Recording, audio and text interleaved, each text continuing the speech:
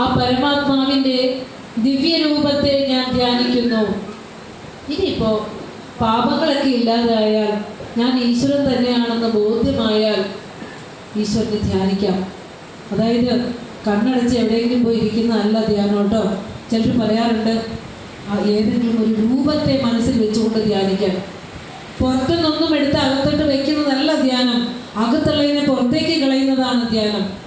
അതായത് ഇത്രയും നമ്മൾ അനുഭവിച്ചാൽ മതി. ധ്യാനം എന്ന് വെച്ചാൽ നമ്മൾ ശ്വസിക്കുന്നതും നമ്മളുടെ എന്താ പറയുക ഹൃദയ ചലനങ്ങളും നമ്മളുടെ പേശികളുടെ മിടിപ്പും സകലതും ഈശ്വര ചൈതന്യമാണ് എന്നിൽ തുടിക്കുന്നത് എന്ന് ആ കരുവിന് കണ്ണുകൾ അച്ചും ഉള്ളടക്കി തെരുതെരെ വീണു വണങ്ങി ഒന്ന് ഓതുന്നതാണ് ധ്യാനം, അല്ലേ?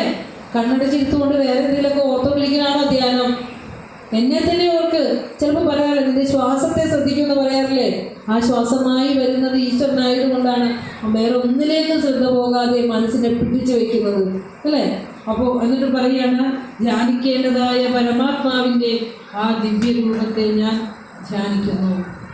നമ്മൾ ധർമാധിഷ്ഠിതമായി ജീവിച്ചാൽ മാത്രം മതി. നമ്മൾ ധ്യാനത്തിലാണ്. അതിനുള്ള എല്ലാം ഗുരു നമുക്ക് തന്നിട്ടുണ്ട്. 64ഓളം കൃതികൾ തന്നിട്ടുണ്ട് രക്ഷപ്പെടാൻ. നിരവധി ക്ഷേത്രങ്ങൾ തന്നിട്ടുണ്ട് ഗുരു, അല്ലേ? നമുക്ക് പുണ്യസങ്കേതമായ ശിവഗിരിയുണ്ട്, അരുവിപ്പുറമുണ്ട്. അദ്വൈത രൂപം ഒരു വിഗ്രഹ പ്രതിഷ്ഠയുമില്ലാത്ത അദ്വൈത ആശ്രമമുണ്ട്.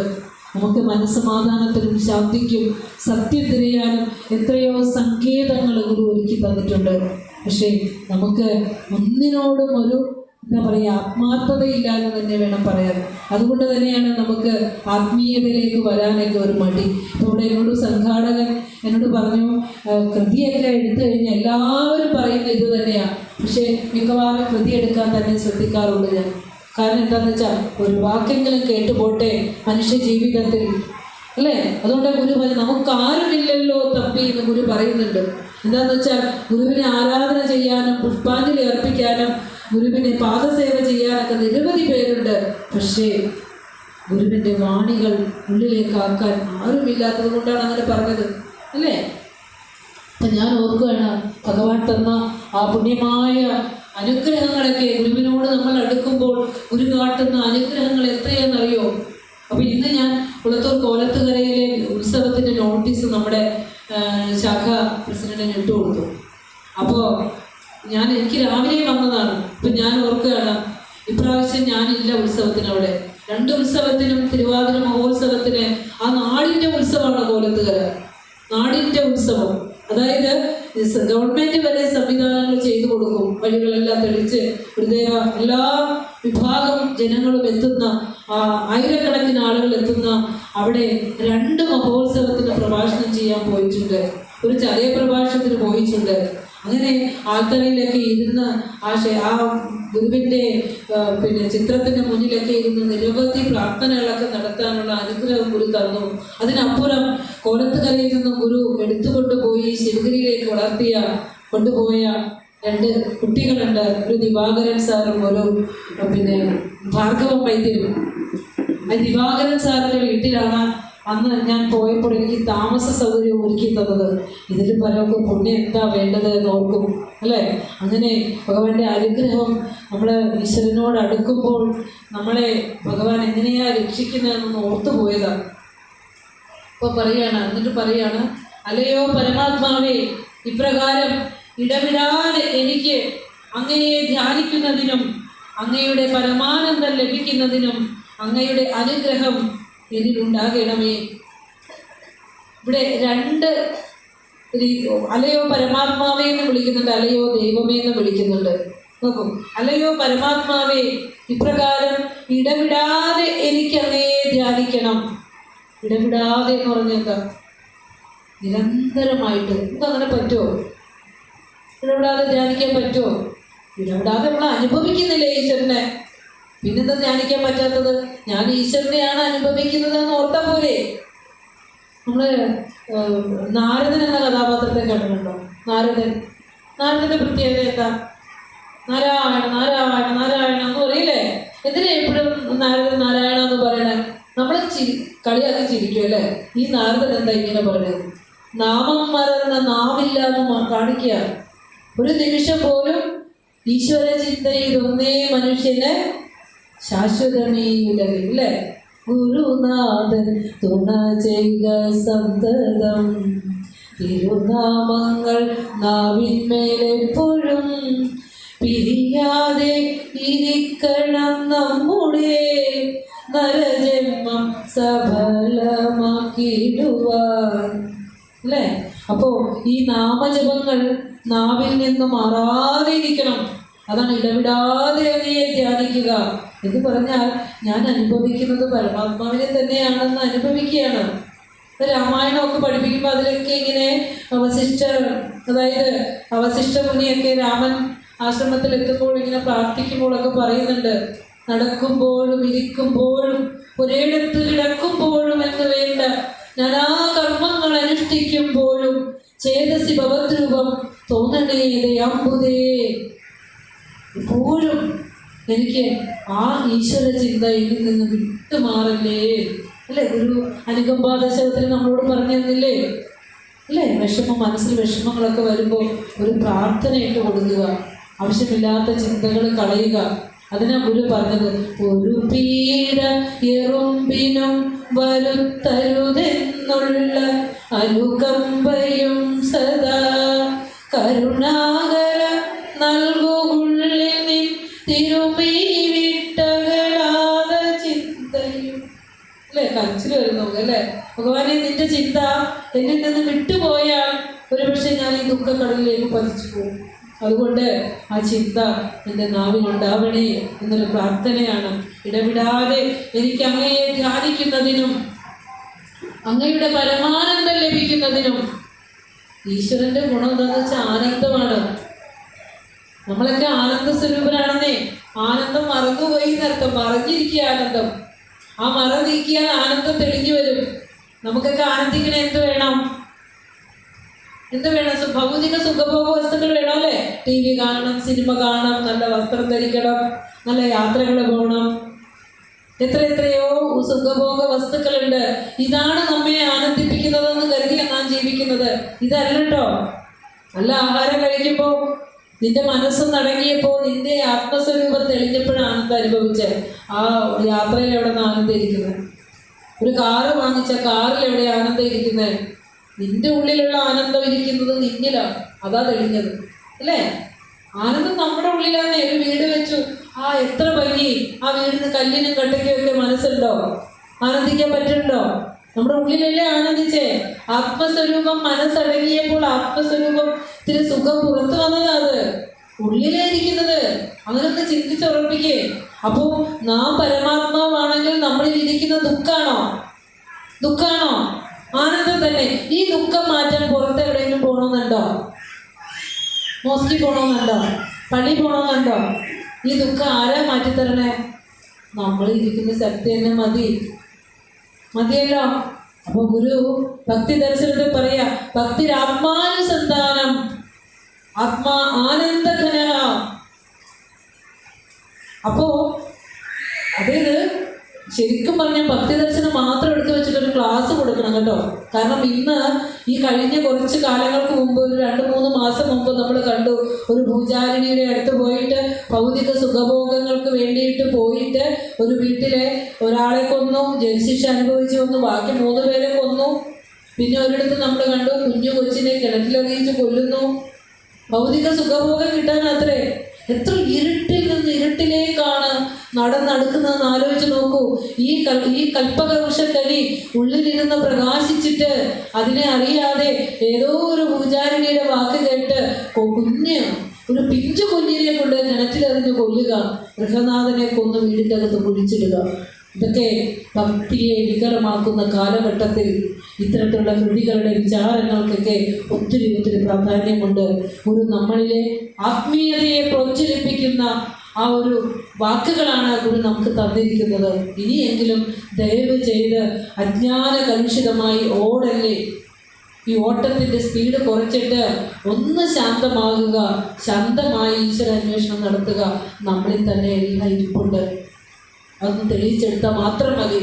അതിന് സ്വസ്ഥമായിരുന്ന ധ്യാനിക്കുക, പ്രാർത്ഥിക്കുക. അവിടെ എല്ലാത്തിനും സമാധാനവും ശാന്തിയും നമുക്ക് കരഗതമാകും. ഓടി നടന്ന് മേടിക്കുന്നതല്ല ഭക്തി. നമ്മുടെ സമ്പത്ത് കൊണ്ടേ കണക്കില്ലാതെ കൊടുത്തിട്ട് മേടിക്കുന്നതല്ല. നിങ്ങൾ കൊടുക്കുന്നതനുസരിച്ച് തരാൻ ഒരു ദൈവവും ഇരിക്കുന്നില്ല. അത് ആദ്യം തന്നെ അറിയുക. ക്ഷേത്രങ്ങളിൽ പോയി നമ്മൾ ഒരു ദേവകടം വീട്ടുന്നത് ഗുരു പറയും പ്രാദേശികമായ സ്ഥലങ്ങളിലാണ് കൊടുക്കേണ്ടത്. കാരണം ആ ധനം കൊണ്ട് ആ സ്ഥലത്തെ നിർധനരായ കുട്ടികളെ പഠിപ്പിക്കാനും ആ ദേശത്തിൻ്റെ വ്യാവസായികവും സാമ്പത്തികവുമായും എല്ലാ തരത്തിലുള്ള പുരോഗതിക്ക് ആ ധനം ഉപയോഗപ്പെടുത്തണമെന്നോ. അല്ല നമ്മുടെ സമ്പത്ത് കൊണ്ടുപോയി മറ്റു മഹാക്ഷേത്രങ്ങളിലാണോ കൊടുക്കേണ്ടത്? ആണോ? അല്ല. അപ്പോൾ കൊടുത്തു വാങ്ങുന്നതല്ല ഈശ്വരാനുഗ്രഹമെന്ന് അറിയുക. ഗദ്യപ്രാർത്ഥന പോലെയുള്ള കൃതികളൊക്കെ പഠിപ്പിക്കും. ഇപ്പോൾ യൂട്യൂബിലേക്കൊക്കെ പോകും. അപ്പോൾ പറയുന്ന വാക്കുകൾ ശരിക്കും എന്താ പറയുക, മനസ്സിലേക്ക് എടുക്കുക, വെറുതെ കേട്ട് കളയാതിരിക്കുക. ഇത് നമ്മളെക്കുറിച്ചാണ് പറയുന്നത് എന്ന ചിന്ത അനുനിമിഷം നമുക്കുണ്ടാകണം. മഹാഗുരു കനിഞ്ഞേകിയത് നമ്മൾ സ്വീകരിക്കണ്ടേ? അത് വേണം. അതുകൊണ്ട് മനസ്സിലാകുന്ന വാക്കുകൾ മനസ്സിലാക്കി എടുക്കുക. എന്നിട്ട് പറയാണ്, അങ്ങയുടെ പരമാനന്ദം ലഭിക്കുന്നതിനും അങ്ങയുടെ അനുഗ്രഹം എന്നിലുണ്ടാകണമേ. അല്ലേ? ഗുരോരനുഗ്രഹേണൈവ പുമാൻ പൂർണ്ണപ്രപദ്യതേ. ഗുരുവിൻ്റെ അനുഗ്രഹം കൊണ്ട് മാത്രമേ ഒരു മനുഷ്യൻ പൂർണ്ണനാവുള്ളൂ. അല്ലേ? നിഷ്കളങ്കരായ ഭക്തര് വേദാന്തം പഠിക്കേണ്ട, വിദ്യാഭ്യാസം വേണ്ട, നിഷ്കളങ്കമായി ഭഗവാനെ പ്രാർത്ഥിക്കാനുള്ള മനസ്സ് തന്നാൽ മതി. എല്ലാം ഈശ്വരൻ തെളിയിച്ചു തരും. അല്ലേ? അതിന് ഈ അനുഗ്രഹം എനിക്ക് വേണമെന്ന് ഗുരുവിനോട് പ്രാർത്ഥിക്കുക. അങ്ങനെ പ്രാർത്ഥിച്ചപ്പോഴല്ലേ രാമൻ മുതലാളിക്ക് ഇത് അനുഗ്രഹിച്ചു കൊടുത്തത്. അല്ലേ? എത്ര ആഴത്തിലുള്ള പ്രാർത്ഥനയാണെന്ന് ആലോചിച്ച് നോക്കിയതല്ലേ? വെറുതെ എഴുതി കൊടുത്തതാണോ ഇത്? അല്ല. അടുത്ത് നോക്കൂ. അല്ലയോ ദൈവമേ, കണ്ണുകൊണ്ട് കാണുന്നതൊന്നും നിത്യമല്ല, ശരീരവും നീർക്കുമിള പോലെ നിലയറ്റതാകുന്നു. ആലോചിച്ച് നോക്കിയേ. ശരീരം നമുക്കെല്ലാവർക്കും പേടിയുള്ള ഒരു കാര്യമാണ് മരണം. ശരീരത്തെ വളരെ ഇഷ്ടപ്പെടുന്നത് കൊണ്ട് മരണത്തെ പേടിയാണ്. പക്ഷെ ഈ ശരീരത്തിൻ്റെ അവസ്ഥ എന്താണെന്ന് സത്യം അറിഞ്ഞ് ജീവിക്കണം. ഭയം ഉണ്ടാവില്ല. നീർക്കുമിള പോലെ ഒരു സമുദ്രത്തിൻ്റെ ആഴക്കടലിൽ നിന്ന് പൊങ്ങുന്ന ഒരു നുര ഒരു കുമിളയായി വന്നാൽ അത് എത്ര നിമിഷം നിൽക്കും? പൊട്ടിപ്പോവില്ലേ? അത്രയുള്ളൂ മനുഷ്യജീവിതം. നശ്വരമാണ് മനുഷ്യജീവിതം, വളരെ നശ്വരം. ആ നശ്വരമായ മനുഷ്യജീവിതത്തിൽ നാം നേടേണ്ടത് നേടാതെ ഈ ജീവിതത്തിൽ നിന്ന് കടന്നു പോകരുത്. അനേകം ജന്മങ്ങൾക്ക് ശേഷമാണ് ശ്രേഷ്ഠ ജന്മമായ മനുഷ്യജന്മത്തിൽ നാം വന്നത്. ഒരു മനുഷ്യന് മാത്രമേ ഇവിടെ ഇരുന്ന് ഇങ്ങനെ കേൾക്കാൻ പറ്റൂ. കാക്കയ്ക്കോ പട്ടിക്കോ പൂച്ചയ്ക്കൊക്കെ ഇത് കേൾക്കാൻ പറ്റുമോ? പാവങ്ങൾക്ക് ഇത് തേടാനും വംശവന്തരം നടത്താനും ഉണ്ണാനും ഉറങ്ങാനും മാത്രമേ അന്ധകരണെ കൊടുത്തിട്ടുള്ളൂ. മനുഷ്യന് മാത്രമാണ് അവനവൻ്റെ സ്വരൂപത്തെ തേടാൻ പറ്റിയ ശക്തമായ അന്ധകരണം കൊടുത്തിട്ടുള്ളത്. അത് ഉപയോഗപ്പെടുത്തിയില്ലെങ്കിൽ ഇനി ചിലപ്പോൾ മനുഷ്യജന്മത്തിൽ നിന്ന് പതിച്ചു പോകാനും മതി. അല്ലേ? അപ്പോൾ കേൾക്കേണ്ടതാണ് നമ്മൾ കേൾക്കുന്നത്. എന്താണോ കേൾക്കേണ്ടത്? കഥകളല്ല നമുക്ക് കേൾക്കേണ്ടത്. ഗുരുദേവ ചരിത്രം നമ്മൾ അറിഞ്ഞിരുന്നാൽ മതി. അതല്ല ഇത്തരത്തിലുള്ള സത്സംഗ വേദികളിൽ ഗുരുവിൻ്റെ വാക്കുകളാണ് നമ്മുടെ ചെവികളിലേക്ക് കേൾക്കേണ്ടത്. അത് നമ്മൾ അറിയണം. നിങ്ങൾ പ്രസംഗം സംഘടിപ്പിക്കുമ്പോൾ ഞങ്ങൾക്ക് ഗുരുവാണികൾ കേട്ടാൽ മതി എന്ന് പറയാം. ആരാ പറഞ്ഞ ആരും വരില്ല എന്ന്? എല്ലാവരും വരും. ഇല്ലേ? ഗുരുദേവ കൃതികൾ കേട്ടാൽ പറഞ്ഞാൽ എല്ലാവരും വരില്ലേ? വരും. അപ്പോൾ നമുക്ക് സിദ്ധിവിശേഷങ്ങളോ കഥകളോ ചരിത്രങ്ങളോ ഒന്നുമല്ല കേൾക്കേണ്ടത്. ഭഗവാൻ എന്താണോ പറഞ്ഞത് അതാണ് ഞങ്ങൾക്ക് കേൾക്കേണ്ടത് എന്ന് ഭഗവാനോട് തന്നെ പ്രാർത്ഥിക്കുക. ഇത് പറയാണ്, അങ്ങയുടെ അനുഗ്രഹം എന്നിലുണ്ടാകണമേ. ഭഗവാനെ, ഇത് എനിക്ക് അങ്ങയുടെ ധ്യാനിക്കുന്നതിനും അങ്ങയുടെ പരമാനന്ദം വേണം. കാരണം എൻ്റെ ജീവിതത്തിൽ ദുഃഖമാണ്. ഞാൻ ഈ ഭൗതിക ജീവിതത്തിലേക്ക് വന്ന ഒരാളാണ്. ഈ ലോകം എന്ന് പറഞ്ഞാൽ ലോകം ശോകഗതം ച സമസ്തം. ഗുരു ശിവശതകത്തിലൂടെ പറഞ്ഞിട്ടില്ലേ, സുഖവും ഒരിക്കലുമില്ല, ദുഃഖമല്ലാതെ ഇഹവര ലോകവുമില്ല തെല്ലുപോലും. ഇവിടെ ശരീരമായി എടുത്തു വന്നിട്ടുണ്ടോ? ദുഃഖമാണ്. കാരണം നമ്മൾ ഇരിക്കുന്ന ഓരോ നിമിഷവും നമ്മുടെ ശരീരം ചലിച്ചു മാറിക്കൊണ്ടിരിക്കുന്നുണ്ട്. ഇത് അവസാനം ഇത് എവിടെയൊക്കെ എത്തുക? മരണത്തിലേക്ക് എത്തുക. ഇനി ഒന്ന് പറയട്ടെ, നമ്മളുടെ ജീവിതത്തിൽ എത്ര മരണങ്ങൾ ഇപ്പോൾ സംഭവിച്ചു കഴിഞ്ഞു എന്നറിയോ? പേടിക്കണ്ട കേട്ടോ. എത്ര മരണം സംഭവിച്ചിട്ടുണ്ടെന്നറിയോ? നമ്മുടെ ശൈശവം കൊണ്ടുപോയില്ലേ? ഓർമ്മയെങ്കിലും ഉണ്ടോ? ബാല്യം കൊണ്ടുപോയില്ലേ? എത്ര രസമായിരുന്നു, ഒന്നും അറിയണ്ടായിരുന്നു അല്ലേ? കളിച്ചു നടന്ന ബാല്യം കൊടുത്തിട്ട് പോയി. യൗവനം കൊണ്ടുപോയില്ലേ? എത്ര സുന്ദരമായ സ്വപ്നങ്ങളുടെ കാലമായിരുന്നു, കൊണ്ടുപോയില്ലേ അല്ലേ? പിന്നെ ഇപ്പം നമ്മൾ നടന്ന് ഇതിലേക്ക് അടുക്കുക, വാർദ്ധക്യത്തിലേക്ക് അടുക്കുക. അവസാനം അതും അങ്ങ് ഒരൊറ്റ പോക്ക് പോണതിന് മാത്രം മരണം എന്ന് പറയും. ഇത്രയും മരണം നടന്നിട്ട് നമ്മൾ അറിഞ്ഞിട്ടേയില്ല. ജായതേ അസ്ഥി വർദ്ധതേ വിപരിണമതേ അപക്ഷീയതേ അവസാനം നശ്യതി. ആ നാശത്തിൽ മാത്രം കരയും. ശരീരത്തിൻ്റെ സ്വഭാവം ഇതാ, ഉണ്ടായി നിലനിന്ന് ചലിച്ച് പരിണമിച്ച് നശിക്കും.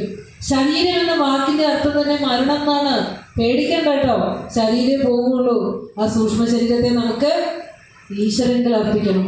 അതിന് വേണ്ടിയിട്ടുള്ള കർമ്മങ്ങൾ ചെയ്യുക, ആരോഗ്യത്തോടുകൂടി ഇരിക്കുമ്പോൾ കേട്ടോ. അപ്പോൾ നോക്കിക്കേ, ഭഗവാനെ കണ്ണുകൊണ്ട് കാണുന്നതൊന്നും നിത്യമല്ല. എന്തെല്ലാം വസ്തുക്കൾ നമ്മൾ ഇത്ര കാലഘട്ടത്തിൽ വാങ്ങിക്കൂട്ടി, എല്ലാം ഇപ്പം ഉണ്ടോ? ചിലർക്ക് കാണും അല്ലേ, ബാക്കിയൊക്കെ പോയിട്ട് കളയും, പുതിയത് വാങ്ങും.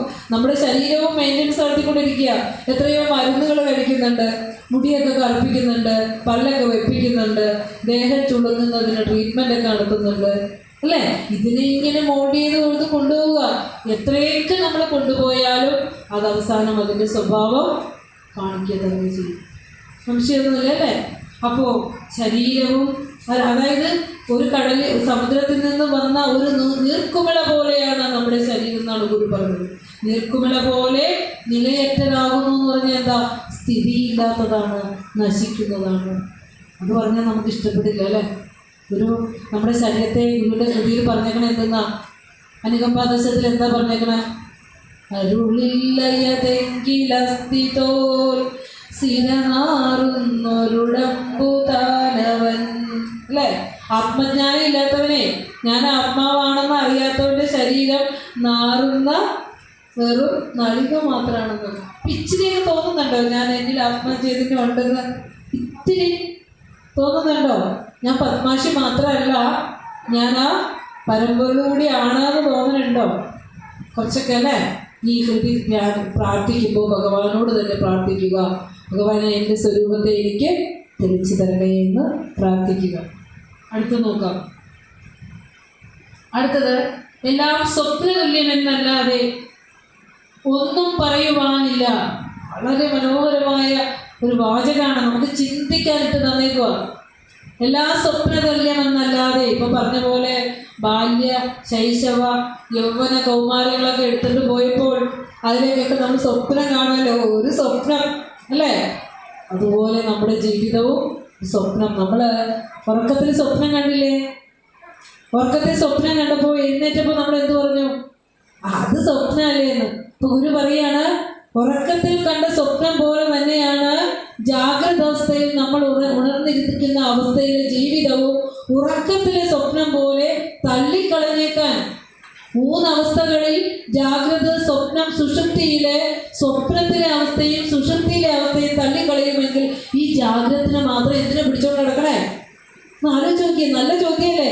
നെടിയ കിനാവിത് നിദ്ര പോലെ നിത്യം കെടുമിതുപോലെ കിനാവും ഇപ്രകാരം കെടുമതി കാണുകയില്ല കേവലത്തിൽ പെടുമതിനാൽ അനിശം ഭ്രമിച്ചിടുന്നു. ഒരു ആത്മോപദേശ ശതകത്തിൽ പറയുക, നമ്മുടെ ഈ ജീവിതം ഉണ്ടല്ലോ നെടിയ കിനാവാണ്.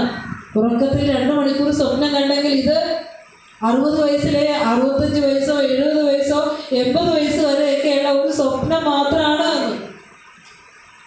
അല്ലോ. അപ്പോൾ ആത്മോപദേശ ശതകം കൂടി നമ്മൾ ഇതോടൊപ്പം പഠിച്ചാൽ പോകണം അല്ലേ? നെടിയ കിനാവെന്ന് പറഞ്ഞാൽ എന്താ? വലിയൊരു സ്വപ്നമാണ് ജീവിതം. വയനാട്ടിലൊക്കെ നമ്മൾ സ്വപ്നം പോലല്ലേ തോന്നിയതല്ലേ?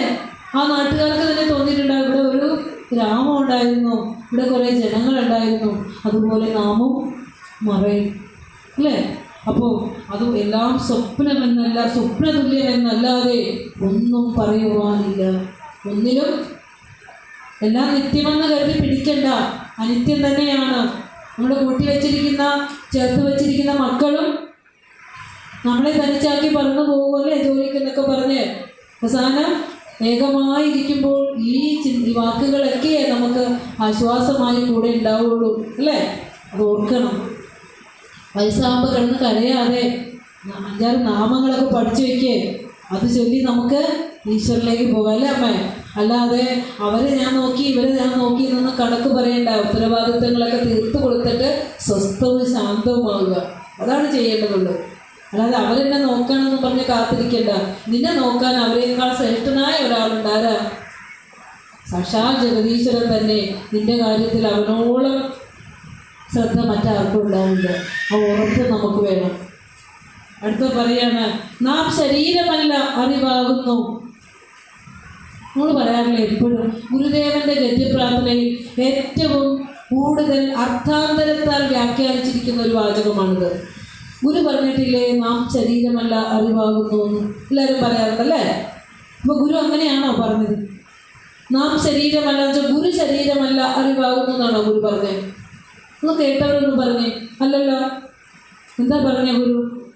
നമ്മളെല്ലാവരും ഈ കാണുന്ന ശരീരമല്ല, ശരീരത്തിനപ്പുറം ആത്മചൈതന്യമാണ് എന്നാണ് ഗുരു പറഞ്ഞത്, അല്ലേ? എല്ലാ ശരീരങ്ങളും നശിച്ചു പോകുന്നതാണ്. എല്ലാ ഉയിരും നിന്നൊരു എല്ലാ ഉടലും നീ, എല്ലാ ഉലകും നിൻ കളിയല്ലാതെ വയില്ലേ. ഗുരു ദേവാരപതിനങ്ങളിൽ പറയാ, എല്ലാ ഉരുവുമായിട്ട് വന്നിരിക്കുന്നത് നീയാണ്, എല്ലാ ഉടലുകളും നീയാണ്, നിൻ കളിയല്ലാതവയില്ലേ, നീ അല്ലാതെ ഒന്നുമില്ല. അപ്പോൾ മനുഷ്യൻ്റെ ശരീരം മാത്രം എടുക്കരുത്, പാമ്പിൻ്റെ ശരീരവും പക്ഷിയുടെ ശരീരവും ഏത് മൃഗത്തിൻ്റെ ശരീരവും എല്ലാം ആ ശരീരത്തിനപ്പുറം ചൈതന്യമാണ് ഏവരും എന്ന് ഗുരു പറഞ്ഞത്. മനസ്സിലാകുന്നുണ്ടോ? നാം ശരീരമല്ല അറിവാകുന്നു എന്ന് പറഞ്ഞാൽ നാം ഏറ്റവും കൂടുതൽ സ്നേഹിക്കുന്ന ഈ ശരീരത്തിനെയാണ്. അതിനുവേണ്ടിയാണ് മനുഷ്യ ജീവിതത്തിൻ്റെ മുഴുവൻ ഭാഗവും ഈ ശരീരത്തെ സംരക്ഷിക്കാനാണ് മാറ്റിവെച്ചിട്ടുള്ളത്. നല്ല വസ്ത്രം ധരിക്കുന്നത് ആരെ ഉടുപ്പിക്കാനാ? ശരീരത്തെയല്ലേ. ബ്രാൻഡഡ് കാറ് വാങ്ങുന്നത്, അല്ലെങ്കിൽ ബ്രാൻഡഡ് ആഹാരം വാങ്ങുന്നത്, ബ്രാൻഡഡ് മരുന്ന് വാങ്ങുന്നത്, ബ്രാൻഡഡ് ചെരുപ്പ് വാങ്ങുന്നതൊക്കെ ഏതിനിടിക്കാനാ? ശരീരത്തെ ഇടിക്കാനല്ലേ. നല്ല വീട് പണിയുന്നത് ആരെ കിടത്തി ഉറക്കാനാ? ശരീരത്തെ. അതിനെ ചൈതന്യവത്തിലാക്കി വെക്കുന്ന ആത്മചൈതന്യത്തെ ഒന്ന് തൊട്ടുണർത്താനെങ്കിലും ശ്രമിക്കാറുണ്ടോ? നോക്കാറുണ്ടോ? ഇല്ല. ശരീരത്തിന് വേണ്ടി ജീവിക്കുന്ന നാം അവസാന കാലത്ത് സമ്പാദിച്ചതത്രയും ആ ശരീരത്തിൻ്റെ രോഗത്തെ ചികിത്സിക്കാൻ ചെലവഴിച്ചുകൊണ്ട് കടന്നു പോകുന്ന വിഡ്ഢിത്തരത്തെക്കുറിച്ചൊന്ന് ആലോചിച്ച് നോക്കൂ, അല്ലേ? എന്താ പറയുക, ഒരു ശിവശതകത്തിൽ പറയുന്നുണ്ട്, എന്താണ്, പിശുതമശിച്ചു പെരുത്ത പിണ്ടമോ ഞാൻ ഒരു പറയുന്നുണ്ട്. അപ്പോൾ ഈ ആഹാരം കഴിക്കാൻ വേണ്ടി മാത്രം ജനിച്ചവരല്ല നാം, ഈ ശരീരത്തെ സംരക്ഷിക്കാൻ വേണ്ടി മാത്രം ജനിച്ചവരല്ല. ശരീരം ഗുരു പറഞ്ഞിരിക്കുന്നത് ജപപടമാണെന്ന് പറഞ്ഞു. ജപിക്കാൻ വേണ്ടി വിരിച്ചിടുന്ന ഒരു വസ്ത്രമുണ്ടല്ലോ, അതാണ് ശരീരം. അത്രയും കൊടുത്താൽ മതി. പക്ഷെ ശരീരത്തെ നോക്കണം. ആ ശരീരമുണ്ടെങ്കിലേ നമുക്ക് ആത്മസാക്ഷാത്കാരത്തിനുള്ള ഉപാധി ഉണ്ടാവുള്ളൂ, അല്ലേ? രോഗം വന്നുപോയാൽ ഇതൊക്കെ കേൾക്കാൻ പറ്റുമോ? ശരീരം ആരോഗ്യത്തോടെ ഇരിക്കണ്ടേ? എന്നാൽ മാത്രമല്ലേ കേൾക്കാൻ പറ്റുള്ളൂ. ആണ്. അപ്പോൾ ശരീര സംരക്ഷണം വേണം. പക്ഷെ അതിനു വേണ്ടി മാത്രം ഉള്ളതല്ല നമ്മുടെ ജീവിതം.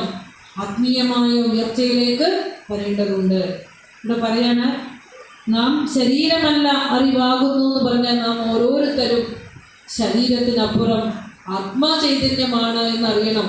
ഗുരു അത് അറിഞ്ഞു, നാം അത് അറിഞ്ഞില്ല, അത്ര വ്യത്യാസം. ഗുരു അറിഞ്ഞു നാം ശരീരമല്ല അറിവാണ് എന്ന് ഗുരു അനുഭവിച്ചു. നാം എന്ത് വിചാരിച്ചു? ഞാൻ ശരീരമാണ്, ഞാൻ നളിനിയാണ്, എനിക്ക് മക്കളുണ്ടെന്ന് നമ്മൾ വിചാരിച്ചു. അതാണ് വ്യത്യാസം വന്നത്. കാരണം ഗുരു ഇത് ആത്മോപദേശ ശതകത്തിൽ പറയുന്നുണ്ട്, അറിവതു നാം അതു തന്നെ, മറ്റുമെല്ലാവരും അത് താൻ വഴിവാർന്നു നിന്നിടുന്നു. ഇതിൻ്റെ വിശദീകരണം അവിടെ കാണാം.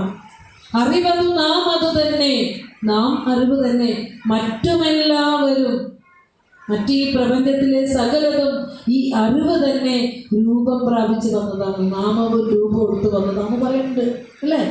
അത് പറഞ്ഞു കൊടുത്തൂടെ നമുക്ക്? നാം ശരീരമല്ല അറിവാണെന്ന് പറഞ്ഞപ്പോൾ ഗുരു പറഞ്ഞിട്ടില്ലേ? നാമും മറ്റെല്ലാവരും അറിവാണെന്ന് ഗുരു പറഞ്ഞിട്ടുണ്ടല്ലോ ആത്മോപദേശ ശതകത്തിൽ. ഇത് എവിടെ നിന്ന് പഠിച്ചു? ഞങ്ങൾ ഗദ്യപ്രാർത്ഥനയിൽ നിന്ന് പഠിച്ചു, ആത്മോപദേശ ശതകത്തിൽ നിന്ന് പഠിച്ചു, അല്ലേ? ഇതൊക്കെ തന്നിട്ട് നാളെത്രയായി? ഗുരു ഇതൊക്കെ തന്നിട്ട് നാളെത്രയായി? നമ്മുടെ കഥകളൊക്കെ കേട്ട് രസിച്ച് പോയിക്കൊണ്ടിരുന്നു, അല്ലേ? കഥ പറഞ്ഞ് രസിപ്പിച്ച് നിങ്ങൾ ഇനി അടുത്ത പോലെ എന്നെ വിളിക്കുമെന്ന് എനിക്ക് തോന്നണില്ല. കാരണം ഈ വേദാന്തം മുഴുവൻ ഞാൻ കേട്ടിട്ട്, പക്ഷെ ഇതേ നമുക്ക് പ്രയോജനമുള്ളൂ. ഇത് കേട്ടേ നമ്മുടെ ജന്മത്തിന് പ്രയോജനമുള്ളൂ. കഥകളൊക്കെ അപ്പം തന്നെ മറന്നു പോകും. ഇത് നമ്മുടെ ജീവിതമാണ് ഈ പറയുന്നത്, ഗുരു വരച്ചു വെച്ചിരിക്കുന്നത്. അടുത്ത പറയാണ്, ശരീരമുണ്ടാകുന്നതിന് മുന്നിലും അറിവായ നാം ഉണ്ടായിരുന്നു. ഇനി ഇതൊക്കെയും ഇല്ലാതെ പോയാലും നാം ഇപ്രകാരം പ്രകാശിച്ചുകൊണ്ട് തന്നെ ഇരിക്കും. ഇപ്പോൾ ഏകദേശം ഒരു പിടി കിട്ടിയെന്ന് തോന്നുന്നു. ശരീരമുണ്ടാകുന്നതിന് മുന്നിലും അറിവായ നാം ഉണ്ടായിരുന്നു. ബോധത്തിന് ജന്മസ്ഥിതി പരിണാമങ്ങളൊന്നും തന്നെയില്ല. ബോധം ശാശ്വതമായ സത്യമാണ്. ആ സത്യം ഒരു ശരീരം ഉണ്ടാകുന്നതിന് മുമ്പും അതുണ്ടായിരുന്നു. അതായത് ഒരു വെള്ളം തിരയാകുന്നതിന് മുമ്പ് വെള്ളമായിരുന്നു, തിരയായപ്പോഴും വെള്ളമാണ്, മറഞ്ഞപ്പോഴും വെള്ളമാണ്. സ്വർണം കൊണ്ട് നമ്മളൊരു കമ്മലുണ്ടാക്കിയാൽ കമ്മലാകുന്നതിന് മുമ്പ് അത് സ്വർണമായിരുന്നു, കമ്മലായപ്പോഴും സ്വർണ്ണമാണ്, കമ്മൽ മാറി മാലയാക്കിയപ്പോഴും അത് സ്വർണം തന്നെയാണ്. സ്വർണ്ണമല്ലാതെ ഒന്നുമില്ല. അതുപോലെ ഈ എന്താ പറയുക, ശരീരമുണ്ടാകുന്നതിന് മുന്നിലും ബോധമുണ്ടായിരുന്നു. ആത്മാവ് മാത്രമാണ് സത്യമായിട്ടുള്ളത്. ശരീരം നശിച്ചാലും ആത്മാവ് നശിക്കുന്നില്ല എന്നർത്ഥം. ഇവിടെ ഗുരുവിൻ്റെ മഹാസമാധി കഴിഞ്ഞപ്പോൾ ഭൈരവശാന്തികൾ, നമ്മുടെ അരുവിപ്പുറത്തെ ശാന്തിയായിരുന്നു ഭൈരവശാന്തികൾ. 108 വയസ്സ് വരെയൊക്കെ ജീവിച്ച അനുഗ്രഹീതനായിരുന്നു. ഗുരു തന്നെ ദീർഘായുസായിരിക്കട്ടെ എന്ന് അനുഗ്രഹം കിട്ടിയ ഭൈരവശാന്തികൾ ഗുരുവിനേക്കാളൊക്കെ പ്രായമുണ്ട്. അപ്പോൾ ഗുരുവിൻ്റെ മഹാസമാധി വാർത്ത അറിഞ്ഞു കഴിഞ്ഞപ്പോൾ തൻ്റെ പെട്ടിയിലേക്ക് തൻ്റെ വസ്ത്രങ്ങളൊക്കെ അടുക്കി വെച്ചിട്ട്, ഗുരു ഇല്ലാത്തടുത്ത് ഞാനില്ല, ഞാൻ പോവുകയാണെന്ന് കരഞ്ഞുകൊണ്ട് എല്ലാം എടുത്തു വെച്ച് ഗുരു ഇല്ലാത്തടുത്ത് ഞാനില്ല എന്ന് പോകാനൊരുങ്ങുന്നതാണ്. അപ്പോൾ ഗുരു പറയുന്നുണ്ട്, നാം ഇവിടെ ഉണ്ടല്ലോ ഭൈരവ എന്ന് പറയുന്നുണ്ട്. ഒരു വാക്ക് കേൾക്കുന്നുണ്ടോ ഗുരുവിൻ്റെ, നാം ഇവിടെ ഉണ്ടല്ലോ ഭൈരവ, നാം എങ്ങും പോയിട്ടില്ലല്ലോ അല്ലേ. ആ ഒരു അരുളപ്പാട് കേൾക്കുകയാണ് അല്ലേ. അപ്പോൾ ശരീരമുണ്ടാകുന്നതിന് മുന്നിലും അറിവായ നാം ഉണ്ടായിരുന്നു. ശിവഗിരി തീർത്ഥാടനത്തിന് അനുവാദവുമായി കിട്ടുന്നേറ്റവും വല്ലഭശ്ശേരി ഗോവിന്ദവൈദ്യനും ചെന്നപ്പോൾ 1928 ഗുരുവിൻ്റെ മഹാസമാധി ഉണ്ടായ വർഷമാണ്. 1928 ശിവഗിരി തീർത്ഥാടനത്തിന് അനുവാദം കൊടുക്കുമ്പോൾ ചോദിക്കുന്നുണ്ട്, ഗുരു തീർത്ഥാടനവുമായി ഞങ്ങൾ ശിവഗിരിയിലേക്ക് വരുമ്പോൾ അവിടെ ഉണ്ടാകുമോ ചോദിച്ചപ്പോൾ ഗുരു ഇത്തിരി നേരം ഒന്ന് നിശബ്ദമായിട്ട് ഗുരു പറഞ്ഞു, ഉണ്ടാകും. അതായത് 28 കഴിഞ്ഞ് 5 വർഷം കഴിഞ്ഞാണ് ശിവഗിരി തീർത്ഥാടനം തുടക്കം കുറിക്കുന്നത് ഗുരുവിൻ്റെ ഭവനത്തിൽ നിന്ന്. അപ്പോൾ 5 വർഷം കഴിഞ്ഞപ്പോൾ 28 തന്നെ ഗുരുവിൻ്റെ മഹാസമാധി ഉണ്ടായി. അപ്പോൾ ഗുരു എന്താ പറഞ്ഞേ, അവിടെ ഉണ്ടാകും അല്ലേ. ശരീരം ഉണ്ടാകുന്നതിന് മുന്നിലും അറിവായ നാം ഉണ്ടായിരുന്നു. ഇനി ഇതൊക്കെ ഇല്ലാതെ പോയാലും നാം ഇപ്രകാരം പ്രകാശിച്ചുകൊണ്ട് തന്നെ ഇരിക്കുന്നു. നോക്കൂ, ജനനം, മരണം, ദാരിദ്ര്യം, രോഗം, ഭയം ഇതൊന്നും നമ്മെ തീണ്ടുകയേയില്ല. നമുക്ക് തരുന്ന ഏറ്റവും വലിയ ആശ്വാസമാണത്. എന്താ നോക്കിയേ, ജനനം, മരണം, ദാരിദ്ര്യം, രോഗം, ഭയം ഇതൊക്കെ ഈ ലോക ജീവിതത്തിൽ നമ്മളെ ഭയപ്പെടുത്തുന്നവയല്ലേ. ജനിക്കുമ്പോൾ മാത്രം നമ്മൾ ആനന്ദിക്കും അല്ലേ, മരിക്കുമ്പോൾ നമ്മൾ കരയുകയും ചെയ്യും. പക്ഷെ ജനിക്കുന്നതും കരഞ്ഞുകൊണ്ടാണ്, മരിക്കുമ്പോഴും കരച്ചിൽ തന്നെയാണ്. കണ്ണീരിൽ തുടങ്ങി കണ്ണീരിലേക്ക് മടക്കം അല്ലേ. അപ്പോൾ ഇവിടെ ഈ സഹോദരൻ അയ്യപ്പൻ ഗുരുവിൻ്റെ മഹാസമാധി ഉണ്ടായപ്പോൾ സമാധി ഗാനം എഴുതിയപ്പോൾ തുടക്കം ഇതാ. എങ്ങനെയാ, ജരാരുച ഹൃദി ഭയമേഴ ശുദ്ധ യേശോ നിർവാണത്തെ അടഞ്ഞ സദ്ഗുരു ജയനാരായണ ഗുരുസ്വാമിൻ ദേവ ജയ ഭഗവാനേ ജയ ജഗദ്ഗുരു. ഇവിടെ പറയാ ജരാരുച മൃതി ഭയം. ജര എന്ന് പറഞ്ഞ വൃദ്ധാവസ്ഥ അല്ലേ, രുച രോഗം, മൃതി മരണം. ഇങ്ങനെയുള്ള ഭയങ്ങളൊന്നുമില്ലാത്ത ആ പരമാത്മ ചൈതന്യത്തിൽ പരമാത്മ സ്വരൂപനായി നീ മാറിയല്ലോ. രോഗം ഒക്കെ വന്നത് ശരീരത്തിനല്ലേ, ഇനി ശരീരത്തിൽ വരുന്നില്ലല്ലോ, പരമ്പൊരുളായില്ലേ ഗുരു. അപ്പോൾ ഇനി ആ ജരാരുച മൃതിഭയമേഴാത്ത ആ യശോ നിർമ്മാണത്തിലേക്ക് അടഞ്ഞ സദ്ഗുരു ഞങ്ങൾക്ക് താങ്ങാൻ പറ്റുന്നില്ല അല്ലേ. ഞങ്ങൾക്കിനി ആ കണ്ണുകൊണ്ട് ഗുരുവിനെ കാണാൻ പറ്റുന്നില്ലല്ലോ, ചൈതന്യമായില്ലേ ഗുരു. അവിടെ സഹോദരനായി ഇപ്പം പ്രാർത്ഥിക്കുന്നുണ്ട്. അപ്പം നമ്മളെ എന്നും ദുഃഖിപ്പിക്കുന്നതാണ് ഇവിടെ പറയുക, ജനനം, മരണം, ദാരിദ്ര്യം, രോഗം, ഭയം, ഇതൊന്നും നമ്മെ തീണ്ടുകയേയില്ല. പക്ഷേ എന്തിനാ തീണ്ടാത്തത്? ശരീരത്തെ തീണ്ടില്ലേ? ജനിക്കുന്നു, രോഗവും ഭയവും മരണവും ഒക്കെ ശരീരത്തിൽ ഉണ്ടാവില്ലേ? ഉണ്ടാകാത്തത് എന്തിനാ? ആത്മാവ് ജനിക്കുന്നുമില്ല, മരിക്കുന്നുമില്ല, മരണവുമില്ല, പുറപ്പുമില്ല, വാഴ്വും നരസുരരാതിയുമില്ല, നാമരൂപം. ഇത് പറഞ്ഞേക്കുന്നതാണ് ആത്മോപദേശ ശതകത്തിലെ.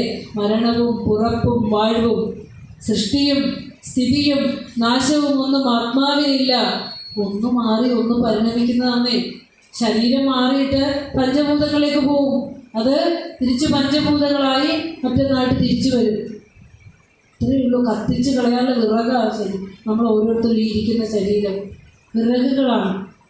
മനസ്സിലാവുന്നുണ്ടോ അത്? അപ്പോൾ എന്തിനാ ഇത് പറയണതെന്ന് വെച്ചാൽ, ജീവിക്കുന്ന കാലത്തത്രയും ഈ പരമ്പൊരുളിനെ അറിഞ്ഞ് ജീവിക്കുമ്പോൾ ശരീര സംബന്ധിയായ ഭയമില്ലാതെയാകും. ഭയമില്ലാതെയാക്കാനാണ് ഇത് തരുന്നത്, പേടിപ്പിക്കാനല്ല. അതാ ഗുരു പറഞ്ഞത്, പലിത ജരാമരണങ്ങൾ പലപ്പോഴും പുലിയതുപോലെ വരുന്നു പിടിക്കുവാൻ. പിടിക്കൂല എന്ന് കരുതും. ജലയൊക്കെ മുടിയിൽ നര കണ്ടു തുടങ്ങും, ശരീരമൊക്കെ ചുറ്റി ചുളിഞ്ഞ് അടങ്ങും അല്ലേ? ഇതൊക്കെ ഒരു പുലിയെ പോലെ പിടിക്കും. പക്ഷെ നമ്മൾ പറയും എന്താ, എല്ലാവരും മരിക്കും, ഞാൻ മരിക്കില്ല എന്ന് പറയും അല്ലേ? കണുകിലൊരു നൂറ്റാണ്ടിനകത്ത് ഇല്ലെന്നേ കാണൂ നാരായണ ജയ അല്ലേ? കാണുന്നു ചിലർ പലതും ഉപായം, കാണുന്നില്ല മരിക്കുമിതെന്നും. കാണുകിലൊരു നൂറ്റാണ്ടിനകത്തില്ലെന്നേ കാണൂ. എന്തിനാണെന്നറിയോ പാടുന്നേ? മരിച്ചു കിടക്കുന്നവർ കേൾക്കാനാണോ പാടുന്നത്? മരിക്കുമ്പോൾ നമ്മൾ ചരമപ്രാർത്ഥന പാടുന്നത് എന്തിനാ? മരിച്ചു കിടക്കുന്നവർക്ക് മോശം കിട്ടാനാണ് നമ്മുടെ വിചാരം. അല്ല കേട്ടോ, ഒരു പോകേണ്ട ലോകങ്ങളിൽ പോയി കഴിഞ്ഞു. പാടുന്നത് അവിടെ നിൽക്കുന്ന ശ്മശാന വൈരാഗ്യം. നമ്മളവിടെ എത്തുമ്പോൾ ഈ ലോകജീവിതം ഇത്രയേ ഉള്ളൂ, നീ എത്തപ്പെടേണ്ട അവസ്ഥ ഇതാണെന്ന് എല്ലാവരെയും ബോധ്യപ്പെടുത്തുന്നതിനാണ് അത് പ്രാർത്ഥിക്കുന്നത് അല്ലേ? കൂട്ടിവെച്ച സംസ്കാരം വീണ്ടും ജന്മമായിട്ട് വരും. കഥയറിയാതെ കൂട്ടിവെച്ച സംസ്കാരം ജന്മമായി വരും, അത് നാം മരണമായി വരും. അതുകൊണ്ട് നീ ഈ ജീവിക്കുന്ന സമയം അത്രയും ഈ അമൃതമായ മരണമില്ലാത്ത ഈ ഈശ്വരനെ ധ്യാനിച്ച് കഴിഞ്ഞുകൂടും. എല്ലാ തരത്തിലുള്ള ഭയവും നിനക്ക് മാറിക്കിട്ടും. അതിനാണ് നമ്മൾ ഗദ്യപ്രാർത്ഥന പഠിക്കുന്നത്. മരണമെന്ന് കേൾക്കുമ്പോൾ ഭയപ്പെടണ്ട. എൻ്റെ സൂക്ഷ്മ ശരീരം എങ്ങും പോവില്ല, ആത്മസ്വരൂപം നശിക്കുകയില്ല. മനസ്സിലാവുന്നുണ്ടോ? ഈ ശരീരം പോകാതെ പിന്നെ എന്ത് ചെയ്യും? രോഗം വരുമ്പോഴോ വൃദ്ധാവസ്ഥ എത്തുമ്പോഴോ പോകണ്ടേ? ഒരു ശിവഗിരിയിൽ നിന്ന് സമയമായിട്ട് നിർത്തിയേക്കാട്ടോ, 2 മിനിറ്റ്. അപ്പോൾ ശിവഗിരിയിലെ ഒരു നടക്കാൻ ഇറങ്ങുന്നുണ്ട്. ശിവഗിരി താഴ്വാരത്തിലേക്ക് നടക്കാൻ ഇറങ്ങിയപ്പോൾ കൂടെ ഒരു ശിഷ്യനുണ്ട്. അപ്പോൾ ഒരു വീട്ടിൽ നിന്ന് വളരെ ഉറക്കത്തിൽ കരച്ചിൽ കേൾക്കുവാണ്. അപ്പോൾ ഗുരു പെട്ടെന്ന് ആ വീട്ടിലേക്ക് നടന്നപ്പോൾ ആ വീട്ടിലെ അമ്മയാണ് കരയണത്. അപ്പോൾ ഗുരു കാര്യം തിരക്കി, എന്തിനാ കരയുന്നത്? അപ്പോൾ പറയണം, എൻ്റെ സഹോദരൻ മരിച്ചുപോയി, വിദേശത്ത് അന്യ സ്ഥലത്ത് ജോലിക്ക് പോയതാണ്, മരിച്ചുപോയി സ്വാമി, എനിക്ക് ആരും ഇല്ലാണ്ടായി സ്വാമി. അപ്പോൾ പറയുകയാണ്, കരഞ്ഞാൽ മരിച്ചവർ തിരിച്ചു വരുമോ? എല്ലാവരും മരിക്കില്ലേ, നാമും മരിക്കില്ലേ? പ്രാർത്ഥിക്കണം. ഗുരു പറയുക, പ്രാർത്ഥിക്കണം, കുട്ടികളെ നന്നായി വളർത്തണം. എന്നിട്ട് ഗുരു ആശ്വസിപ്പിച്ച്, കരയില്ല സ്വാമി, കരയില്ലാതെ കരഞ്ഞുകൊണ്ട് തന്നെ പറയുക. അങ്ങനെ ആശ്വസിപ്പിച്ചതിന് ശേഷം ഗുരു നടന്നു പോകുന്ന വഴി കൂടെയുള്ള ശിഷ്യനോട് ചോദിക്കുകയാണ്, എന്തുകൊണ്ടാണ് ഭയമുണ്ടാകുന്നത്? 2 ഉള്ളത് കൊണ്ടല്ലേ ഭയമുണ്ടാകുന്നത് അല്ലേ? നീ മാത്രമേ ഉള്ളൂവെങ്കിൽ ആരെ ഭയപ്പെടാനാണ്? അപ്പോൾ ആ ഏകമായ സത്യം മാത്രമേ ഉള്ളൂ എന്നറിയുക. അത് നിന്നിലിരിക്കുന്ന അമൃത വസ്തുവാണെന്നറിയുക. അതിന് ജനനവും മരണവും ഇല്ലെന്നറിയുക. അതാണ് ഇതിലൂടെ നമ്മൾ പഠിക്കേണ്ട പാഠം. അടുത്തത്, ഇപ്രകാരം ഉപദേശിക്കുന്ന തിരുവാക്കുകളെയും ആ തിരുവാക്കുകളുടെ ഉപദേഷ്ടാവായ പരമാത്മാവിനെയും ഞാൻ ഊണിലും ഉറക്കത്തിലും ഇടവിടാതെ എല്ലായ്പ്പോഴും ചിന്തിക്കുമാറാകണമേ. ഇനി നമുക്കിത് വാക്കുകളുടെ അർത്ഥം പറഞ്ഞു പോകാം. കാരണം നമ്മൾ തത്വം ഒരുവിധം ഗ്രഹിച്ചു കഴിഞ്ഞു. അതായത് ഈ തിരുവാക്കുകൾ എന്ന് പറഞ്ഞ തിരുമേനിയുടെ വാക്കുകളാണ്. 64ഓളം കൃതികളും ഈ തിരുവാക്കുകളാണ്. ചൊല്ലിപ്പോയാൽ പോരാ, അർത്ഥമറിയണം. അർത്ഥമറിയാൻ ശ്രമിക്കുമെങ്കിലും വേണം. എന്നിട്ട് ഈ തിരുവാക്കുകളെയും ഈ തിരുവാക്കുകളുടെ ഉപദേഷ്ടാവായ പരമാത്മാവിനെയും, ഇത് പരമാത്മാവിൻ്റെ ഉപദേശമാണ്, പരമ്പൊരുളായ മഹാഗുരുവിൻ്റെ ഉപദേശമാണ്. ഞാൻ ഊണിലും ഉറക്കത്തിലും ഇടവിടാതെ എല്ലായ്പ്പോഴും ചിന്തിക്കുമാറാകണമേ. ഇങ്ങനെ ഉറക്കത്തിൽ ചിന്തിക്കുക, ഊണിൽ ചിന്തിക്കാൻ പറ്റും. ഭഗവാനെ, എൻ്റെ അന്നമായത് നീയാ, ഇത് കഴിക്കുന്ന രുചിയായത് നീയാണ്, ഇതിനെ ദഹിപ്പിക്കുന്നത് നീയാണ്, ഞാനായതും നീയാണെന്നൊക്കെ വിചാരിക്കാം. ഈ ഉറക്കത്തിൽ എങ്ങനെയാണ് നിന്നെ ഓർക്കുക? ഉറക്കത്തിൽ, അതായത് ഉറക്കത്തിലല്ലേ നമ്മൾ ഭഗവാന്റെ സ്വരൂപത്തോട് ചേരണേ. എല്ലാ ദുഃഖങ്ങളും മറന്ന് സുഖമായി നമ്മൾ ഉറങ്ങുന്ന ആ സുഖം തരുന്നത് ആരാ? നീ തന്നെയല്ലേ, അല്ലേ? അതാണ് ഓർക്കേണ്ടത് നമ്മൾ. അപ്പോൾ ഇങ്ങനെ ഊണിലും ഉറക്കത്തിലും ഇടവിടാതെ എല്ലായ്പ്പോഴും ചിന്തിക്കുമാറാകണമേ. പ്രാർത്ഥനയെന്ന് ആലോചിച്ച് നോക്കൂ. ഈ ഒരൊറ്റ പ്രാർത്ഥന മതി നമുക്ക് ജീവിതത്തിൽ കടന്നുകൂടാം, മറുകരയെത്താൻ. ഒരു ക്ഷേത്രങ്ങൾ തോറും ഓടി നടക്കണ്ട, നിന്നിൽ അഭൂതപൂർവമായ ഒരു പ്രകാശം തെളിയുന്നത് കാണാം. ഒരു പറഞ്ഞു, നിന്റെ ധ്യാനിക്കേണ്ട പരമാത്മാവിൻ്റെ ദിവ്യരൂപം എന്ന് പറഞ്ഞു.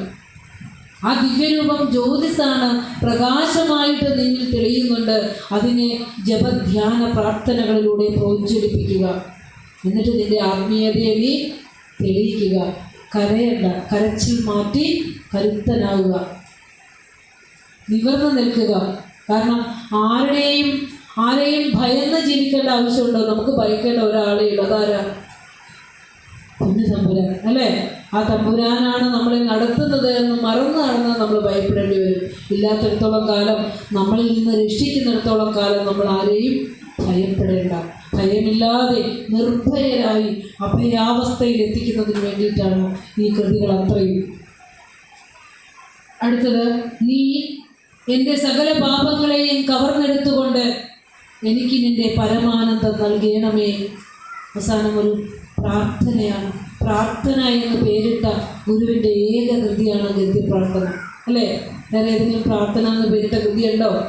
ഇല്ല. അപ്പം ഇതല്ലേ പ്രാർത്ഥിക്കേണ്ടത്? വേറെ എന്തെങ്കിലും ആണോ പ്രാർത്ഥിക്കേണ്ടത്? വേറെ എല്ലാം ഇതിൻ്റെ സബ്ബായിട്ട് പ്രാർത്ഥിക്കുന്നതാണ്. ഇതിലെത്താൻ വേണ്ടിയിട്ടാണ് വേറെ എല്ലാം പ്രാർത്ഥിക്കുന്നത്, അല്ലേ?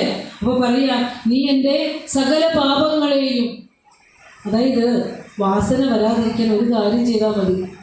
ഇപ്പം നിങ്ങൾ നാളെ ഹോമമന്ത്രം പഠിപ്പിക്കുന്നില്ലേ? ഹോമമന്ത്രം പഠിച്ചു കഴിയുമ്പോൾ നിങ്ങൾക്ക് മനസ്സിലാകും, നിങ്ങളുടെ സർവ്വകർമ്മങ്ങളെയും ഈശ്വരനെ അർപ്പിച്ചുകൊണ്ട് ചെയ്യുക. ഞാൻ എൻ്റെ മക്കളെ വളർത്തുമ്പോൾ ഞാനാ വളർത്തുന്നത് ചിന്തിക്കാതിരുന്നാൽ മതി. ഭഗവാനിലൂടെയാണ് ഇത് നടക്കപ്പെടുന്നത് ചിന്തിച്ചാൽ മതി. ഭഗവാന് കൊണ്ടുപോയി ഒരു പുഷ്പം കൊടുക്കുമ്പോൾ എൻ്റെ പൈസയാണ് കേട്ടോ ഇത് എന്നല്ല, ഭഗവാനെ എന്നെ തന്നെയാണ് നിനക്ക് തരുന്നത് എന്നാണ് പറയേണ്ടത്, അല്ലേ? ഈ അർപ്പണത്തോടു കൂടി എല്ലാ പ്രവൃത്തികളും ചെയ്യുമ്പോൾ വാസന വരില്ല, കർമ്മവാസനകൾ ഉണ്ടാവില്ല. അപ്പോൾ അങ്ങനെ നീ എൻ്റെ സകല പാപങ്ങളെ കവർന്നെടുക്കുക എന്ന് പറഞ്ഞാൽ, മോഷ്ടിച്ചെടുക്കുക എന്ന് പറഞ്ഞാൽ എന്താ? ഞാൻ ആ പരമാത്മാവ് തന്നെയെന്നും നീ ഞാൻ തന്നെയാണെന്നും നമ്മൾ ചിന്തിക്കുമ്പോൾ നമ്മളറിയാതെ നമ്മുടെ പാപങ്ങളെല്ലാം ഇല്ലാതെയാവും. അതിനാണ് കവർന്നെടുക്കുക എന്ന് പറയുന്നത്. നീ എൻ്റെ സകല പാപങ്ങളെയും കവർന്നെടുത്തുകൊണ്ട് എനിക്ക് നിൻ്റെ പരമാനന്ദം നൽകണമേ. എന്താ പ്രാർത്ഥിച്ചിരിക്കുന്നത്? ഗുരുവിനെ പോലെയുള്ള ഒരു പരബ്രഹ്മസ്വരൂപൻ, ഇതിലും വലുത് നമുക്ക് എന്താ തരാം? ഏറ്റവും ശ്രേഷ്ഠമായതിനെ ഗുരു തന്നേക്കണം. എനിക്ക് മക്കൾക്ക് ജോലിയോ മകളുടെ കല്യാണമോ വീട് വയ്ക്കാനുള്ള ഭൗതിക ആവശ്യങ്ങളൊന്നുമല്ല നമുക്ക് വേണ്ടത്. ഏറ്റവും ശ്രേഷ്ഠമായതിനെ തന്നെ തന്നു. എന്താ പറയുക? നിൻ്റെ പരമാനന്ദം എനിക്ക് നൽകണമേ. ആ പരമാനന്ദത്തിലേക്ക് നമുക്ക് ഉയരേണ്ടതുണ്ട്. ഭക്തൻ ആരാണെന്ന് പറഞ്ഞുകൊണ്ട് ഞാൻ നിർത്തിയേക്കാം. അതായത് യഥാർത്ഥ ഭക്തൻ ആരെന്ന് ഗുരു ദർശനമാലയിലെ ഭക്തി ദർശനത്തിൽ പറയുന്നുണ്ട്. ഇനി വിചാരിക്കുക നമ്മളൊക്കെ ഭക്തന്മാരായിരുന്നോ? അതായത് ഞാൻ ആനന്ദമാണ്, ഞാൻ ആത്മാവാണ്, ഞാൻ ബ്രഹ്മമാണെന്ന് ഭവനാ സതതം യസ്യ സ ഭക്ത ഇതി വിശ്രുതഃ ആനന്ദോഹമഹം ആത്മാ ബ്രഹ്മാഹമസ്മി രൂപതഃ ഭാവനാ സതതം യസ്യ സ ഭക്തൈരി വിസ്തൃത. ഇത് പറഞ്ഞേക്കുന്നതാണ് കേട്ടോ. ഞാൻ ആനന്ദമാണെന്നാണോ നമ്മൾ പ്രാർത്ഥിക്കാറ്? നമ്മൾ എന്ത് പ്രാർത്ഥിക്കും? ഭഗവാനെ, എന്നെപ്പോലെ ദുഃഖം ഈ ലോകത്ത് ആർക്കും കൊടുത്തിട്ടില്ലല്ലോ, എനിക്ക് എന്തിനാ ഈ ദുഃഖം തന്നെ? ഞാൻ ദുഃഖം തന്നെയാണെന്നല്ലേ പറയണത്. അപ്പോൾ നമ്മൾ ഭക്തനാണോ? ഭഗവാൻ തന്നെയാണ് ഞാനെന്ന് കരുതുന്നവനാണ് ഭക്തൻ. ഗീതയിൽ കൃഷ്ണനും അത് തന്നെയാണ് പറയണത്. ഞാൻ തന്നെയാണെന്നാണ് പറയും. പല വിധത്തിലുള്ള 4 തരത്തിലുള്ള ഭക്തന്മാർ എന്നെ പ്രാർത്ഥിക്കുന്നുണ്ട്. ആർത്തനും ജിജ്ഞാസുവും അർത്ഥാർത്ഥിയും. ദുഃഖിതന്റെ ദുഃഖം മാറിയാൽ മതി, അർത്ഥാർത്ഥിക്ക് അർത്ഥം കിട്ടിയാൽ മതി, അല്ലേ? ജിജ്ഞാസുവിന് ഞാൻ ആരാണെന്ന് അറിഞ്ഞാൽ മതി. പക്ഷേ ജ്ഞാനി, സത്യമറിഞ്ഞവൻ ഞാൻ തന്നെയാണ്. ഗുരു ഇപ്പോൾ ഏറ്റവും ശ്രേഷ്ഠമായത് നമുക്ക് തന്നത്. നമ്മുടെ മനസ്സിന് കെൽപ്പ് തരണേ അത് പഠിക്കാൻ. എത്രയോ ഉപദേശങ്ങൾ അങ്ങ് ഞങ്ങൾക്ക് തന്നു. അതനുസരിക്കാനുള്ള അനുഗ്രഹം ഞങ്ങൾക്ക് തരണേ പരമഗുരു. ഈ പ്രതിഷ്ഠാ വാർഷികത്തിൽ ഞങ്ങൾക്കിത് എന്താ പറയുക, എനിക്ക് നിൻ്റെ പരമാനന്ദം നൽകണമേ എന്ന് പ്രാർത്ഥിക്കാനുള്ള അവസരം നമുക്ക് തന്നില്ലേ? പിന്നെ പറയാ, എൻ്റെ ലോകവാസം കഷ്ടപ്പാടുകൂടാതെ കടന്നുകൂടുന്നതിനും ഒടുവിൽ നിന്റെ പരമപദം പ്രാപിക്കുന്നതിനും നിന്റെ അനുഗ്രഹം എന്നിലുണ്ടാകണമേ. 2 കാര്യം നമുക്കിവിടെ നേടാനുള്ളൂ. ഒന്ന്, ഈ ലോകജീവിതം കഷ്ടപ്പാട് കൂടാതെ കടന്നുകൂടണം. ഒന്ന്, നിന്റെ പരമപദം പ്രാപിക്കണം. എന്നെ ഇനി ജനിമൃതികളിലേക്കിട്ട് പുഴറ്റരുത്. നിന്റെ പരമപദം പ്രാപിക്കണം. അമ്മയുടെ ഗർഭപാത്രത്തിൽ വെച്ച് നാം ഓരോരുത്തരും പ്രതിജ്ഞ ചെയ്തിട്ടുണ്ട്. എന്താണെന്നറിയോ? ഇനിയൊരു ഗർഭപാത്രത്തിലേക്ക് വരില്ല, ഞാൻ രക്ഷപ്പെട്ടോളാം, സത്യമറിഞ്ഞ് ഈ വരവും പോക്ക് നിർത്തിക്കോളാമെന്ന് ഗർഭപാത്രത്തിലെ ആ അമ്നിയോട്ടിക് ഫ്ലൂയിഡിൽ കിടന്നിട്ട് നെളിവിരി കൊണ്ടപ്പോൾ നമ്മളെല്ലാവരും പ്രതിജ്ഞ എടുത്തിട്ടുണ്ട്, ഞാൻ സത്യം പറഞ്ഞ് ജീവിച്ചോളാം. പക്ഷേ ഈ ഭൂമിയിലേക്ക് വന്ന് ആദ്യ ശ്വാസമെടുത്ത് ഈ ഭൂമിയുടെ ഭാഗമായപ്പോൾ നമ്മൾ ഇവിടെ പുറത്തേക്ക് ഇന്ദ്രിയങ്ങളെ തന്നു. അതിലഭിനമിച്ച് എന്തിനോ വേണ്ടി ജീവിക്കുന്നു, എന്തിനോ വേണ്ടി മരിക്കുന്നു. ആലോചിച്ച് നോക്കൂ. അപ്പോൾ സത്യമറിയുന്ന മനുഷ്യരായി മാറുക. എന്തായാലും നിന്റെ അനുഗ്രഹം എന്നിലുണ്ടാകണമേ. അനുഗ്രഹം നമുക്കിന്ന് കിട്ടിയിട്ടുണ്ട്. എങ്ങനെയാണെന്നറിയോ? നിങ്ങൾക്കിവിടെ വരണമെങ്കിൽ ശരീരത്തിന് ആരോഗ്യം വേണം. മാത്രമല്ല വീട്ടിൽ അതിനുള്ള ഭൗതിക സാഹചര്യം വേണ്ടേ? എല്ലാം തന്നേക്കോ ഭഗവാൻ. ഒന്നും വേണ്ട. നമ്മുടെ ശാഖാഭാരവാഹികൾക്ക് ഇത് സംഘടിപ്പിക്കാനുള്ള മനസ്സുണ്ടായി, ഭൗതിക സാഹചര്യം ഉണ്ടായി. നമുക്കിവിടെ വരാൻ കുടുംബത്തിലെ സാഹചര്യം ഉണ്ടായി, ശരീരത്തിലിരിക്കാൻ ആരോഗ്യം കിട്ടി, മനസ്സിനത് ശ്രദ്ധിക്കാനുള്ള ശ്രദ്ധ കിട്ടി. ഇതിൽ പരാനുഗ്രഹം എന്ത് വേണം? അല്ലേ? ഇതിൽ പരാനുഗ്രഹം എന്ത് വേണം? അവിടെ പറയാണ്, ഭഗവാനെ, നിന്റെ അനുഗ്രഹം എന്നിലുണ്ടാകണമേ. എനിക്ക് 2 കാര്യം ഈ ലോകത്ത് മതി. ഒന്ന്, ലോകജീവിതം കഷ്ടപ്പാട് കൂടാതെ കടന്നു പോകണം. ഒടുവിൽ നിന്റെ പരമപദം പ്രാപിക്കണം. ഇതിനിടയിലുള്ളതെല്ലാം ഇവിടെ ഇട്ടിട്ട് പോകാനുള്ളതാണ്. അതിനുവേണ്ടി കൊടുക്കുന്ന സമയത്തിൻ്റെ ഇടയിൽ ഒരു കുറച്ച് സമയമെങ്കിലും നീ ഈ പരമാത്മ ധ്യാനത്തിന് വേണ്ടി മാറ്റിവെക്കണമെന്ന് പറഞ്ഞുകൊണ്ട് ഈ പുണ്യമായ കൃതി ഈ ഗുരുസന്നിധിയിൽ, പരമാത്മ സ്വരൂപ സന്നിധിയിൽ വിചാരം ചെയ്യുന്നതിന് എൻ്റെ വാക്കായി വന്ന് ആ വാക്കുകൾ ഞാൻ ഭഗവാനെ അങ്ങയിലേക്ക് തന്നെ സമർപ്പിച്ചുകൊണ്ട് എൻ്റെ വാക്കുകൾ ശ്രവിച്ച ഓരോരുത്തർക്കും ഇത് മനനം ചെയ്ത ബുദ്ധിയിൽ തെളിവായി ഭഗവാൻ അനുഗ്രഹിക്കണമെന്നും ഈ ശാഖ അനുദിനം വളർന്ന് വർദ്ധിച്ച് ഗുരുദേവ ചൈതന്യത്താൽ അനുഗ്രഹീതമാകട്ടെ എന്ന് പ്രാർത്ഥിച്ചുകൊണ്ട് നിർത്തുന്നു. ഗുരുവോം തത്സത്.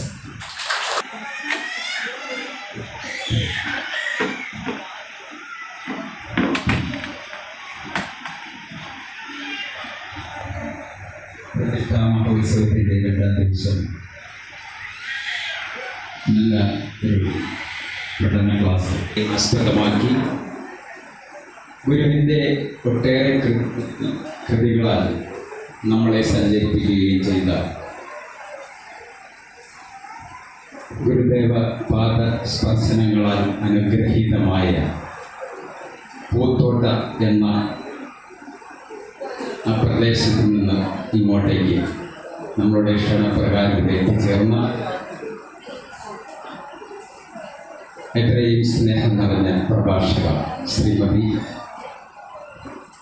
സുലേഖ ടീച്ചർ പൂത്തോട്ടയ്ക്ക് പഴന്തോട്ടം സഹായോഗത്തിൻ്റെയും ഈ തിരുവുത്സവത്തിൻ്റെയും പേരിലുള്ള പ്രത്യേകം സന്തോഷവും നന്ദിയും അറിയിക്കുന്നു.